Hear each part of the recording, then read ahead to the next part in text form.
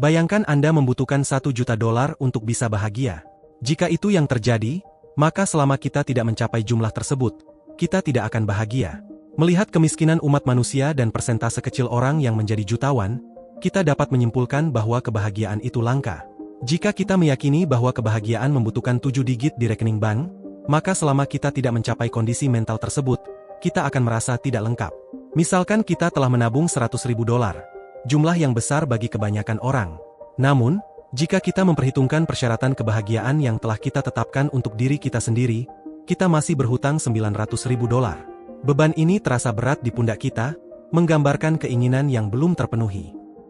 Hanya ketika kita mendapatkan apa yang kita inginkan, hutang ini akan terbayar. Namun, kebahagiaan yang sulit didapat dan mudah hilang membuat kita selalu merasa kurang.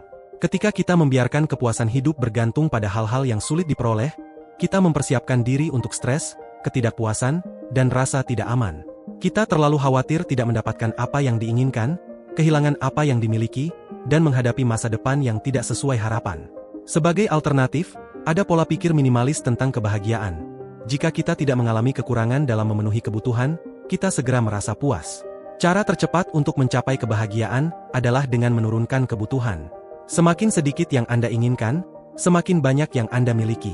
Ketika kita memiliki banyak, kita tidak terlalu peduli dengan untung dan rugi, tidak terlalu stres karena kehilangan, dan tidak terlalu takut akan perubahan. Video ini menggali manfaat merasa puas dengan sedikit, bagaimana hal ini mengarah pada kehidupan yang lebih ringan, dan bagaimana kita bisa mengalami kebahagiaan alih-alih kelangkaan melalui pola pikir minimalis. Ketika kebahagiaan dianggap terbatas, kita perlu bekerja keras untuk mendapatkannya. Persyaratan kebahagiaan yang kita tentukan bisa berupa harta benda, uang, status sosial tinggi, pasangan sempurna, atau kombinasi faktor-faktor ini. Bayangkan bekerja keras tanpa henti untuk memenuhi persyaratan ini sambil terus merasa tidak puas. Bahkan setelah mendapatkan apa yang kita inginkan, kita cemas kehilangannya. Kehidupan yang menuntut ini membuat kebahagiaan semakin sulit dicapai, terutama ketika kebahagiaan kita bergantung pada keadaan luar yang tidak stabil. Contohnya adalah seseorang yang menginginkan kehidupan sempurna, rumah, keluarga, pekerjaan, dan lingkaran sosial yang sempurna. Kepuasan membutuhkan semua variabel terpenuhi. Jika salah satunya tidak sempurna, kebahagiaan runtuh seperti rumah kartu. Semakin kita perlu dipuaskan, semakin kita tidak puas, dan semakin banyak yang kita inginkan, semakin sedikit kita merasa memiliki. Semakin sedikit yang kita butuhkan dari dunia, semakin banyak kita akan mengalami kebahagiaan. Kebahagiaan berarti memiliki lebih dari cukup. Tetapi, cukup itu subjektif. Bagi sebagian orang, tidak pernah cukup. Bagi yang lain, sangat sedikit sudah cukup. Kabar baiknya adalah kita dapat mengubah persepsi kita tentang apa yang cukup. Semakin sedikit yang kita butuhkan untuk merasa cukup, semakin mudah kita merasa puas. Kita tidak terlalu terpengaruh oleh perubahan lingkungan. Betapa melimpahnya laut, misalnya, yang tetap ada meskipun mengalami perubahan selama miliaran tahun. Bayangkan seseorang yang bahagia dengan hal-hal sederhana, pakaian, tempat berlindung, dan beberapa teman untuk berbicara. Kepuasan mereka bergantung pada hal-hal yang berlimpah dan mudah didapat. Dengan demikian, kebahagiaan mereka sulit dirugikan. Semakin sedikit yang kita butuhkan, semakin kuat posisi kita. Meskipun kita tidak bisa sepenuhnya tanpa keinginan, kita dapat mengelola keinginan kita agar tidak hidup dalam kelangkaan. Epicurus pernah berkata, jika Anda ingin membuat seorang pria bahagia, tambahkan tidak kepada kekayaannya tetapi kurangi keinginannya. Berikut adalah beberapa cara untuk menyalurkan keinginan kita sehingga kita dapat beralih dari kelangkaan ke kebahagiaan. 1. Kekuatan moderasi. Epicurus membedakan 3 jenis keinginan.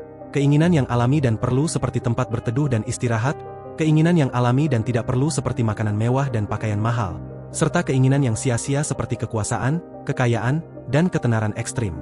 Epicurus percaya kita harus fokus pada kebutuhan yang perlu dan mudah dipenuhi serta menghindari kebutuhan yang tidak perlu dan sulit dipenuhi.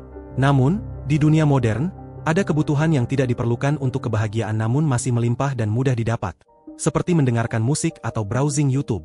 Jika kita memilih kebutuhan kita dengan bijak, kita tidak akan terlalu memanjakan diri hingga kehilangan kepuasan. 2. Bersyukur atas apa yang kita miliki. Manusia cenderung berfokus pada apa yang mereka inginkan daripada apa yang mereka miliki. Namun, menghargai apa yang kita miliki akan meningkatkan nilai dari apa yang kita miliki.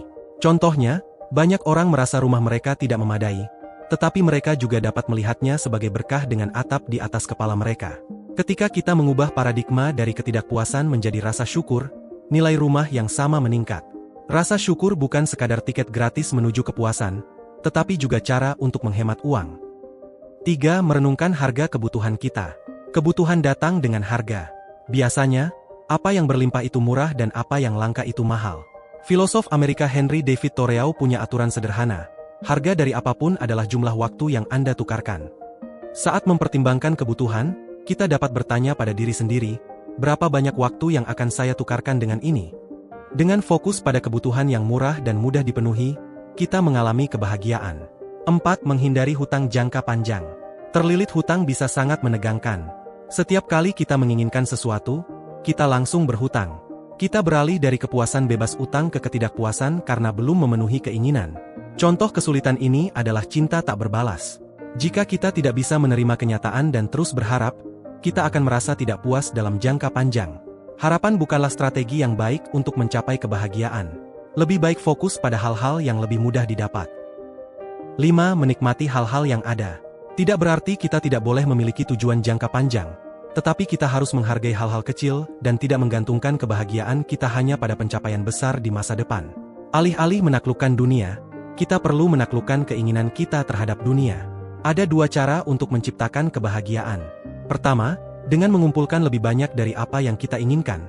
Tetapi ini membuat kita tergantung pada keadaan luar yang tidak bisa kita kendalikan. Kedua, dengan mengurangi keinginan kita, sehingga hal-hal yang sudah ada menjadi lebih memuaskan. Semakin sedikit yang kita inginkan dari dunia, semakin berlimpah dunia tampak.